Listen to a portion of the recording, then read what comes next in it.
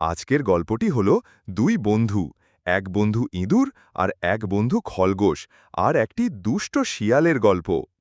একটা খরগোশ আর একটা ইঁদুর খুব ভালো বন্ধু ছিল।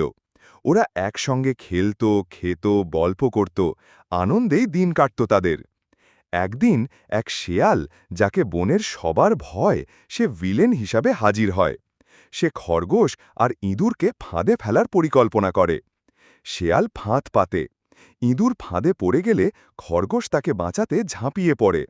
নিজের প্রাণ দিয়ে বন্ধুকে রক্ষা করে খরগোশটি। ইঁদুর খরগোশের মৃত্যুশোক সহ্য করতে পারে না, খায় না, ঘুমায় না, ধীরে ধীরে নিঃশেষ হয়ে যায়। একদিন সেও মৃত্যুর কোলে ঢলে পড়ে। শেয়াল একা পড়ে যায়, কেউ আর তাকে ভয় পায় না, ভালোবাসেও না। সেও একাকিত্বে পাগল হয়ে যায়।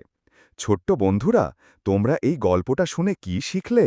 যে খারাপ করে তার সঙ্গে সব সময় খারাপই হয়। আজকের মতন আমাদের ছোট্ট গল্পটি এখানেই শেষ করি। পরে আবার দেখা হবে। তোমরা এই ধরনের গল্প শুনতে চাইলে আমার গল্পে গাথা পৃথিবী চ্যানেলটি সাবস্ক্রাইব অবশ্যই করে রাখুন।